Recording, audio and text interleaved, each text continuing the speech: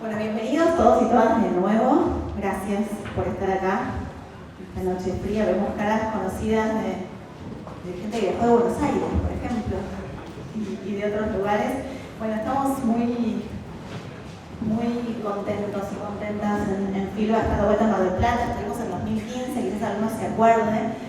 El otro día nos decían que estuvimos en el mismo muelle en el 2015, hace 7 años, y alguien nos decía que las noches, hicimos unas noches de poesías y unas fiestas, habían sido históricas, épicas. La gente de Mar del Plata las recordaba así, que nos pareció como un piropazo para el festival. Y me acordé de una frase de Benjamin hablando del mar, de tanto que venimos hablando del mar, que es: no hay nada más épico que el mar. Y siempre la pensé como que no hay nada más épico que una persona, que un ser humano frente al mar, contra el mar, en el mar. Pensando en esa inmensidad del mar que solo habla porque puede hacernos pensar en una verdad que es en nuestro tamaño, nuestro ínfimo tamaño frente al mar. Tenemos por delante 3 días de literatura y de encuentros muy felices de volver a la presencialidad, y el mar va a seguir apareciendo. Y queremos agradecer al Muelle de Pescadores por permitirnos inaugurar este festival sobre el mar.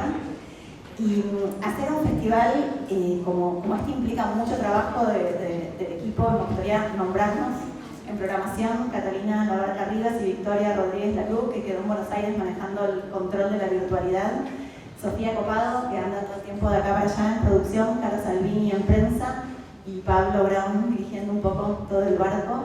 Y todos nosotros queremos agradecerle especialmente a la gente de Mar del Plata con la que trabajamos en la previa, muchos autores, lectores, libreros, gente de la universidad que nos ayudaron un poco a pensar en esta programación, y obviamente a la Secretaría de Cultura de la ciudad, con quienes trabajamos, especialmente con Julio Nebelev y Daniela Jiménez, con quienes trabajamos y whatsappeamos feriados, domingos, día, noche, y trabajamos muy bien con ellos. Hace unos meses nos encontramos en un evento literario una noche con Osvaldo Baigorria, a quien conocíamos poco personalmente, pero mirábamos mucho como lectoras. Nos quedamos charlando un rato largo, con la copa en la mano, y cuando salimos nos miramos con Catalina y no nos dijimos casi nada, pero a la vez nos dijimos: Osvaldo Baigorria va a inaugurar el próximo festival, o ese al menos fue nuestro deseo. Esa noche las conversaciones con Osvaldo fueron de un tema a otro, y lo mismo puede pasar mañana en el desayuno, y cuando uno habla con él se abren mundos extensos, diversos, igual que en su obra y igual que en su biografía. Es un lugar común decirlo, pero en el caso de Baigorria es verdad.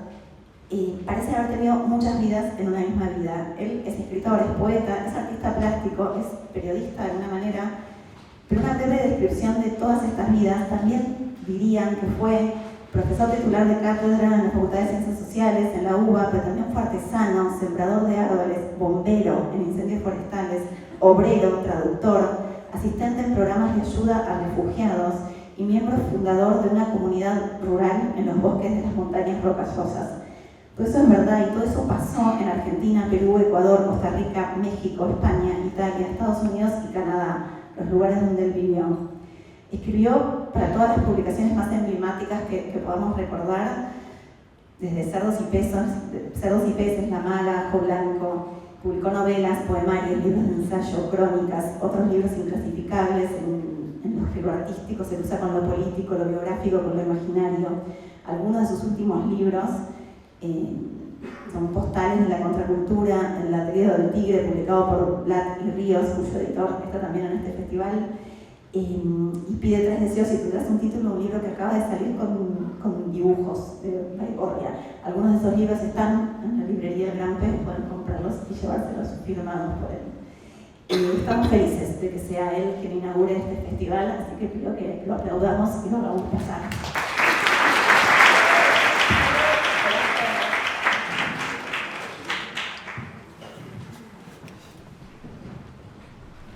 Bueno, gracias por la presentación.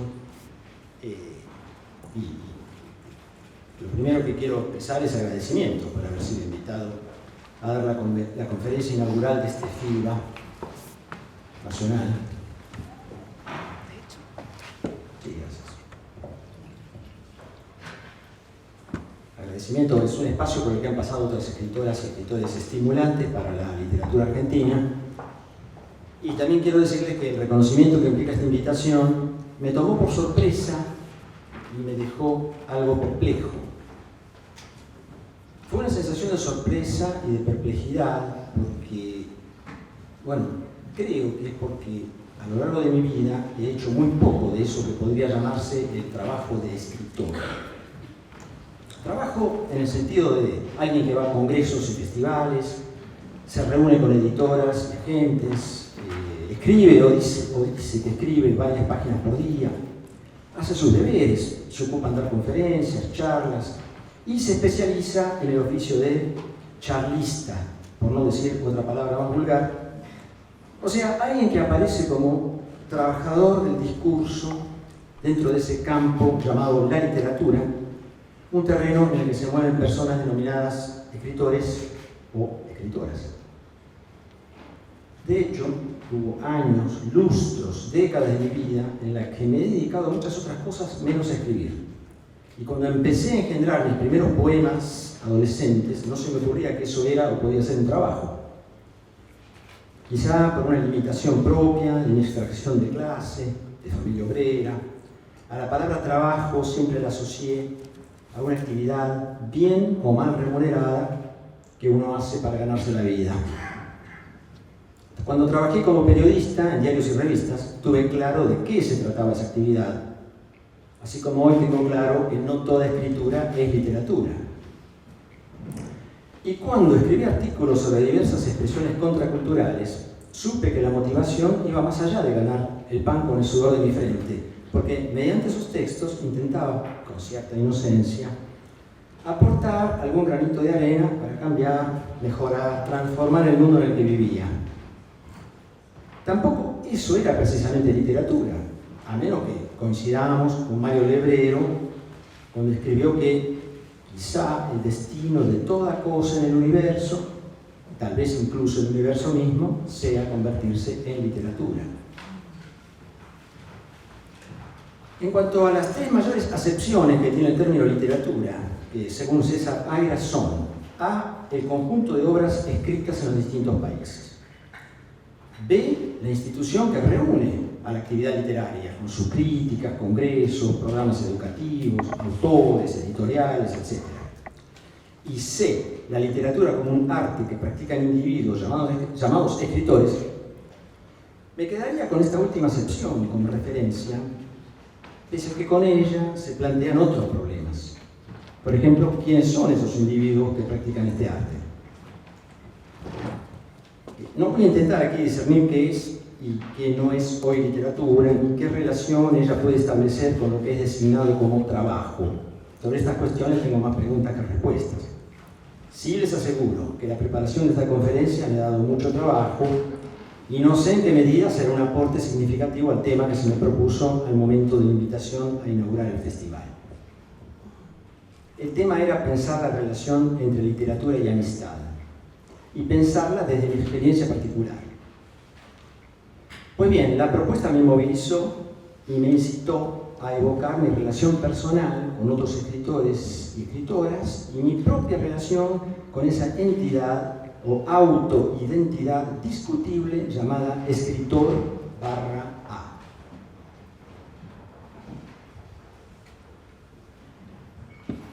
Ahora, de la amistad no sé qué decir. Quizá podría decir algo sobre la camaradería. Acerca de la amistad se ha dicho y reflexionado en abundancia de Aristóteles, Epicuro y otros, hasta Derrida y Agamben. Si bien las traducciones han ido traccionando y traicionando esos pensamientos hasta nuestros días, al punto en que es legítimo sospechar que esos filósofos hablaban de otra cosa, es decir, amistad. Tengo entendido que los antiguos compartían en cierto modo la misma expresión para amor y amistad, y que por amigos, philoi en griego, a veces querían decir amantes. También he sabido que el amor en la antigua Grecia era ante todo amor por los muchachos. Para complejizar aún más el asunto, hay especialistas que han estado en desacuerdo frente a la traducción de formulaciones esenciales. Por ejemplo, si Aristóteles había dicho antes de morir: aquel que tiene muchos amigos no tiene ningún amigo, algo bastante lógico y que hoy vemos claramente entre la cantidad abrumadora de contactos que en las redes sociales se llaman amigos, desconocidos que solo enviaron solicitudes de amistad. O si Aristóteles en realidad dijo: oh amigos, no hay amigo, en singular. Lo cual es más paradójico. En esta última fórmula no habría ningún amigo. En ella se sugiere que hay personas a las que llamamos amigas, amigos, amigues, cuando en realidad ahí afuera solo hay fantasmas, ilusiones. Las relaciones son precarias, cambian, se alteran, se desplazan, se acercan o se alejan por infinidad de malentendidos o nuevas situaciones. Nietzsche interpretó esa frase de Aristóteles como: sí, hay amigos, pero es el error, la ilusión lo que les lleva a ti. Y les fue preciso aprender a callarse para quedar amigos, pues casi siempre tales relaciones se basan en que jamás se dirán ciertas cosas. Y esto es, me parece, todavía más verdadero entre dos personas que se llamen a sí mismas escritoras o escritores. Entre las condiciones de la amistad aristotélica se encontraba la semejanza, además de la confianza y la reciprocidad. Sin embargo, entre dos personas que se autoperciben escritoras, no se dan fácilmente estas condiciones. Y por eso tal vez no pueden ser realmente amigas. Si examino mi relación con Néstor Perlonger, con quien, como alguna gente sabe, he tenido una cercanía privilegiada por haberlo conocido antes de que fuese reconocido como poeta y ensayista, me pregunto: ¿éramos acaso semejantes? ¿Confiábamos enteramente uno en el otro? Para nada, no éramos semejantes. Se desarrolló una confianza que desde luego nunca fue completa ni absoluta, aunque compartimos una sensibilidad y una definitiva camaradería en nuestras investigaciones e intervenciones de principios de los años 70. En ese momento yo trabajaba como artesano, como periodista freelance, y no se me ocurría convertirme en algo que pueda definirse como ser escritor, ni participar en ninguna carrera o actividad dentro del campo de la literatura. Néstor, la Rosa Luxemburgo, Perlonger, fue mi maestra y fuente de inspiración y lecturas en esa etapa clave de mi vida, a los 21 o 22 años. Lo conocí cuando él militaba en el Frente de Liberación Homosexual, que había cofundado junto a otros activistas, y luego dentro del grupo de estudios que fundamos juntos, Política Sexual. Un grupo que proponía alianzas con feministas y otras disidencias sexuales y que duró algunos años hasta que se disolvió por diversas razones, entre las que se cuentan el paso del tiempo y, por supuesto, la desbandada y el éxodo ante la creciente represión en el país. En 1973 escribimos a dúo un documento llamado La moral sexual en la Argentina, en el cual también aportaron ideas Sarita Torres y Eduardo Todesca, entre otras, y que salió firmado como Grupo Política Sexual, sin firmas individuales. Hoy me pregunto, ¿ese documento era literatura? No era una pregunta a hacerse en aquellos tiempos. Perlonger fue quien sugirió casi todas nuestras lecturas y por su formación y personalidad puede decirse que fue la figura dominante no solo dentro del grupo, sino dentro de la misma relación que tuvimos entre nos. Aquí es posiblemente el lugar de recordar la afirmación de Jacques Derrida de que toda relación de amistad es una relación política y una relación de poder, lo cual no es malo en sí mismo. Si hay consentimiento, si ese poder es aceptado, intercambiado o alternado sin demasiado conflicto, y si no suprime por completo las capacidades y poderes de la parte no dominante en el juego de la amistad. Pero es inevitable que si hay poder, surgen resistencias y que a lo largo de los años se den caricias, fricciones, lastimaduras, tropezones, encontronazos, quizá golpes, desacuerdos y distancias. A principios de la década de 1970, Perlonger tenía ya escritos algunos poemas, pero la mayoría los leí años más tarde, cuando yo vivía en una comunidad de los bosques canadienses y recibía sus cartas con una interesante asimetría. Esas cartas suyas ocupaban quizá 2 o 3 páginas, en contraste con las mías, que eran breves esquelas, postales.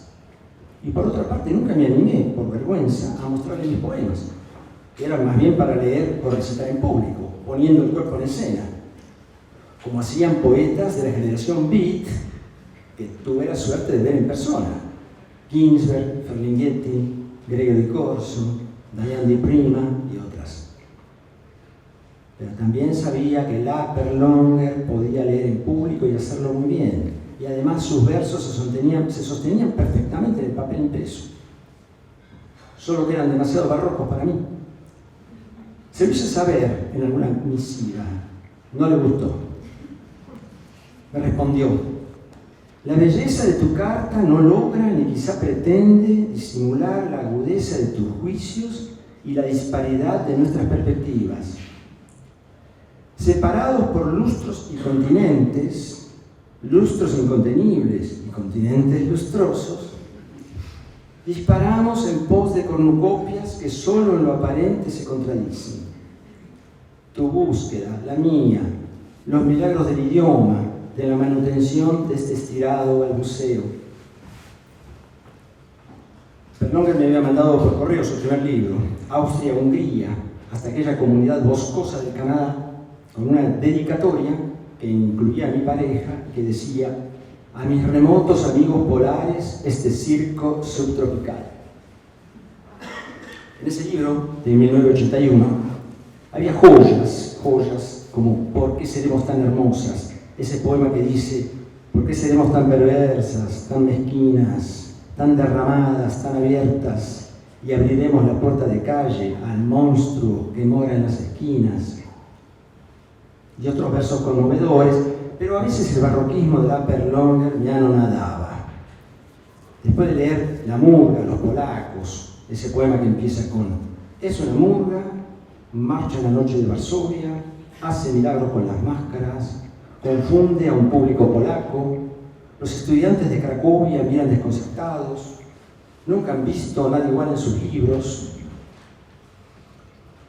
Le habré hecho algún comentario crítico, tal vez una observación de muchacho ingenuo y con poco tacto, porque Perlonger respondió: me ha costado, reconozco, digerir los certeros hachazos del leñador de tu crítica. La irrealidad, la impronunciabilidad, refugiado en el vano castillo de las palabras. ¿Dónde está el hombre que no lo veo? Yo tampoco sé dónde queda Cracovia, ni me importa. Es nada más por el crujir de esas consonantes que la invoco. Bueno, debo admitir que ese libro y esas cartas me dejaron una tremenda enseñanza.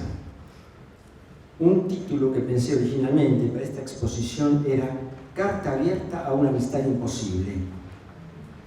También imposible por improbable, no solo porque no quería cerrar el sentido y sí dejar la puerta abierta al sonido. Lo cambié porque hoy sé que en literatura invocar el crujir de esas consonantes es lo que más importa. Pasa lo mismo que con términos como amistad, amor, amante. Más allá de sus significados, es por correspondencia, por consonancia, que aquí y allá los invocamos.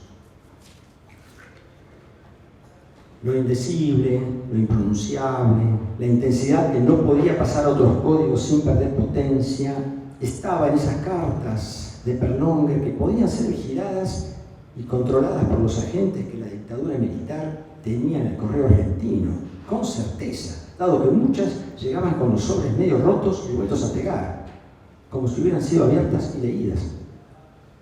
Cartas abiertas.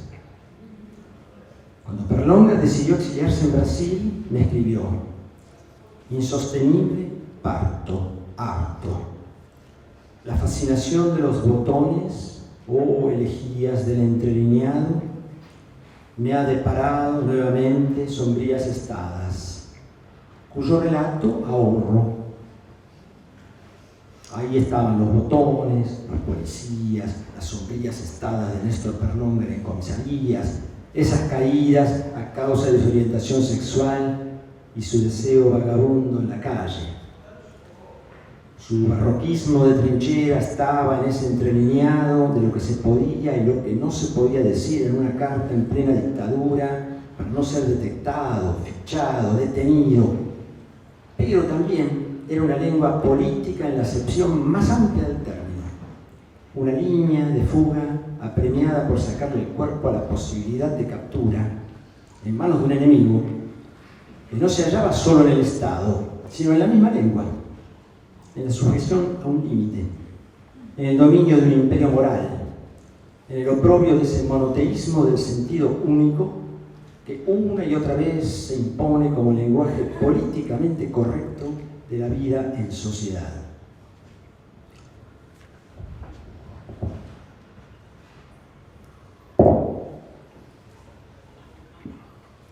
Y pocos años después de la muerte de Perlonger, que ocurrió en 1992 a causa del SIDA, junto a otro compañero o camarada del camino, Christian Ferrer, nos pusimos a compilar sus ensayos en un libro que titulamos Prosa plebeya.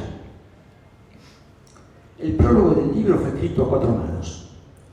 Ferrer escribía un párrafo, me lo enviaba, yo escribía el siguiente, continuando sus ideas y desarrollando las mías, después de agregar algún conector, y se lo reenviaba en un ida y vuelta completamente fluido, igualitario y antijerárquico.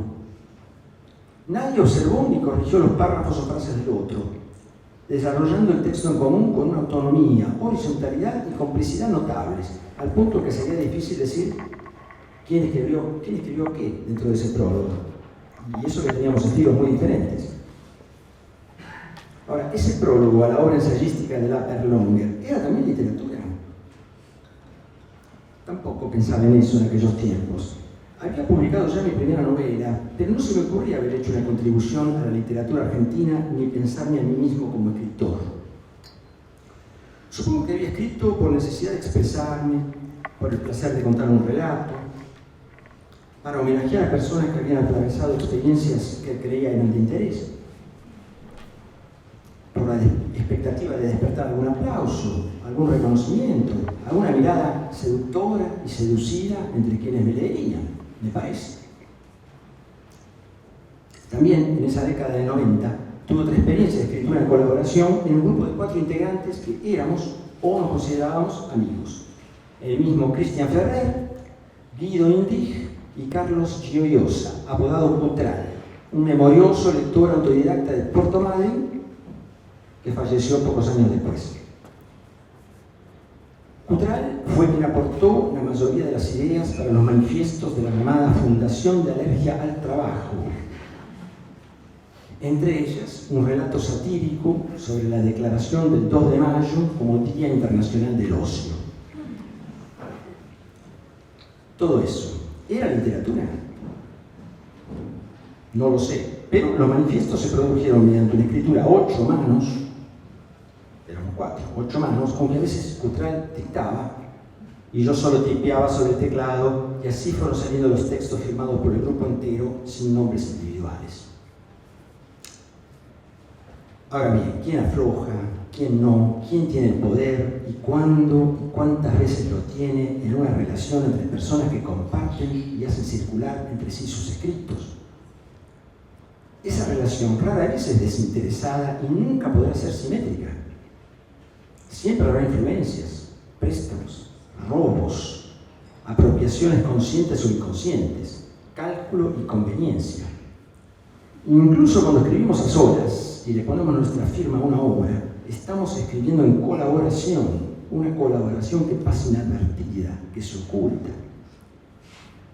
¿Cuántos textos se han producido leyendo o conversando con otros textos y personas, incluso inmediatamente después de un encuentro oral? Nunca hay un yo que escribe, hay muchos yoes, no solo porque el yo es muchos y porque yo es un agenciamiento de voces precedentes y sucesivas que se encontraron en un punto, en una coma, en un párrafo. Uno es hablado por la lengua, que no es individual.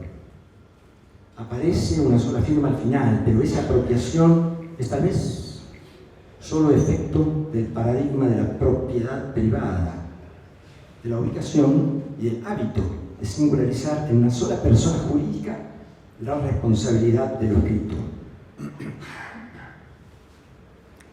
Y a veces la apropiación de la obra por parte de un individuo singular puede ocasionar tensiones o equívocos, en particular si se mencionan nombres, o si los disfraces no son lo bastante eficaces dentro de algo que es considerado ficción. Pobre el interrogante de cómo será leído el otro, amigo o amiga, en esa escritura. Una escritura que es pública, no privada, dado que cada cual puede pensar y decir lo que quiera de sus amistades, pero en secreto, sin que se enteren. Ahora, cuando eso se publica, los trapitos salen al sol y ahí con toda probabilidad se va a producir algún daño. ¿Uno quiere realmente saber lo que piensan las personas que llama amigas de sí mismo? No lo creo. Mucho menos entre escritoras y escritores. Un mundo lleno de vanidades, de rivalidad, de envidia, de ególatras que compiten, manipulan, ocultan, mienten y revelan solo lo que les conviene. Reconozco mi ambivalencia ante ese mundo. A lo largo de mi vida oscilé entre evitarlo o acercarme por un rato para después huir, en parte por miedo, en parte para preservar mi salud mental.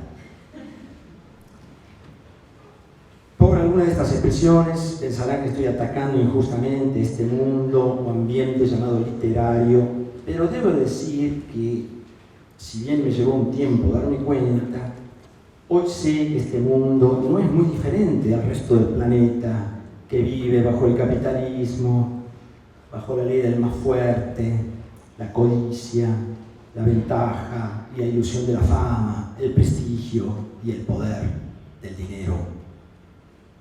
La figura mítica del autor con mayúsculas reina sin obstáculos en estos mundos.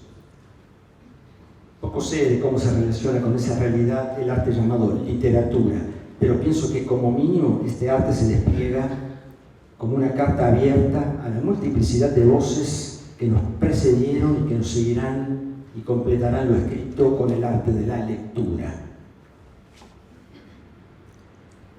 Pienso también que cuando alguien se sienta sola, solo a escribir, lo sepa o no lo sepa, estará dialogando con esas otras que la van a leer más tarde o más temprano. Y esto es evidente en la interacción con quienes editen los textos a publicar. Ahí no puedo sino estar agradecido con todas las editoras y editores que supieron mejorar mis textos antes de su publicación. Mencionaré solo a dos, por razones de tiempo y espacio, y porque son quienes tuvieron más intervención en lo que he publicado. Francisco Garamona, el editor de Mansalva, cuando escribí mi libro sobre Sánchez, y María Moreno, mi editora en tiempos de escribir y publicar mis libros en Pampa y la Vía y Correrías de un Infiel. María observó los borradores de esta última novela y me orientó dentro del cruce de fronteras entre géneros, entre otras funciones que toda buena editora o editor tiene que saber manejar para imponerse sobre las neurosis y el apego autoral a la hipnosis de las propias palabras. Y a veces estas funciones le salen mejor a personas que no consideramos amigas, justamente porque las relaciones con estas últimas suelen pasarse que jamás se dirán cosas que incomodan. Por eso nunca terminamos de conocerlas. El mito o la ilusión de una amistad hipostasiada, es decir, sedimentada, con sustancia propia y definitiva, nos oculta el rostro profundo de la amiga o amigo que es en realidad nuestro propio rostro, reflejado en un espejo deformado y rústico, como decía Nietzsche en ese libro terrible y lúcido que es Así habló Zaratustra, donde formuló un aforismo que hoy comparto plenamente. Existe la camaradería, ojalá existiera la amistad. Por suerte, en estos últimos años pude desarrollar vínculos de afecto con escritores que sí han sabido decirme a cuánto de lo que había escrito les sobraba o le faltaba algo. Por ejemplo, Ricardo Strafase o Ariel Ides. Más allá de si hubo reciprocidad en los momentos en los que compartimos borradores, de si ellos me ayudaron a mí más que yo a ellos, que creo que es lo que sucedió hasta ahora, Pienso que ese ida y vuelta es imprescindible para la vida en común, esta vida en la que existimos para soportarnos, en el sentido de darnos soporte y ayuda en la medida en que podamos, mientras estamos aquí, sin olvidar que somos mortales, en una época terrible y convulsionada por guerras, plagas, catástrofes del clima, autoritarismo y demencia general. En el medio de todo eso, las relaciones van y vienen, transitorias como todas las cosas, y con frecuencia solo basta el cambio de un elemento o circunstancia para que esas relaciones se modifiquen, tomen otro rumbo y queden en el recuerdo. Lo que no quita que el trecho que nos haya tocado recorrer juntas pueda ser alumbrado en la memoria por el brillo de una intensidad y una lealtad que la transitoriedad difícilmente podrá opacar. Solo por eso estoy agradecido de haber conocido a todas estas personas que, a falta de un mejor término, he llamado amigas, aún sabiendo que es imposible conocer ni probar cuánta amistad hubo en cada caso y en cada momento, tan imposible como cuantificar el amor que se siente fluctuar, plegarse y licuarse en la memoria.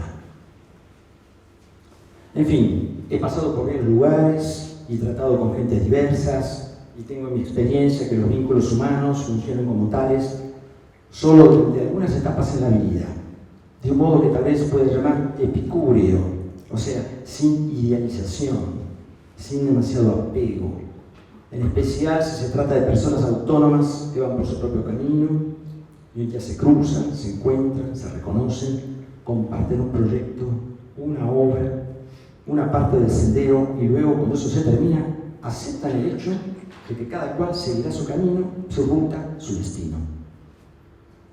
Solo podemos desear que ese destino sea de coincidencia de ideas y de sueños durante un tiempo y un espacio determinados. Tal vez con eso alcance. Nada sé de la amistad, pero a eso lo llamo camaradería. Muchas gracias por escucharme.